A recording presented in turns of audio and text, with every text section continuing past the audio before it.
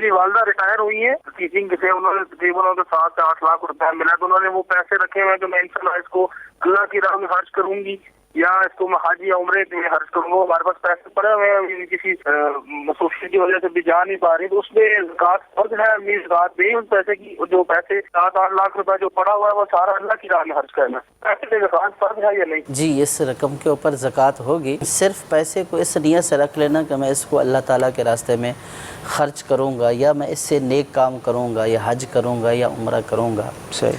तो पैसे को इस नियत से रख देने की सूरत में या सिर्फ नियत कर देने की सूरत में ख़र्च किए बग़ैर वो अपनी मिल्कियत के ऊपर ही बाकी रहेंगे। सही। जब हमने ख़र्च ही नहीं किया तो वो मेरी मिल्क में बाकी हैं। अब अगरचे उसके ऊपर मैं कितनी नियतें कर लूँ, वो सिर्फ नियतें ही हैं। सही। जब तक कि मैं उनको पाया तकमील तक ना पहुँचाऊँ, खर्च कर दूँ या किसी को वैसे ही अल्लाह की रज़ा के लिए मालिक बनाकर दे दूँ, तो इस सूरत में अब ख़र्च हो गए तो भी चले गए, किसी को मालिक बनाकर दे दिया तो भी मेरी मिल्क से चले गए। तो ये ख़र्च होना और अपनी मिल्क से जाना।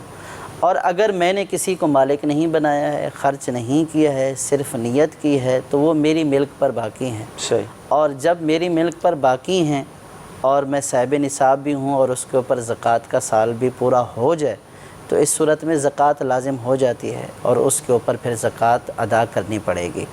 और इनकी वालदा के ऊपर अगर कर्ज़ा वग़ैरह नहीं है सही, कि जिसको मैनेज करने के बाद ये साहिब निसाब ना रहें, और इनकी ज़कात का साल जब से आए थे उसका या पहले से साहिब निसाब थी, अब ये भी आ गए या इन्हीं से साहिब निसाब हुई, तो जब साल पूरा हो जाएगा इसके ऊपर, कमरी साल इस्लामी महीनों वाला साल, जी, तो अब जो है वो उनके ऊपर ज़कात फ़र्ज़ हो जाएगी।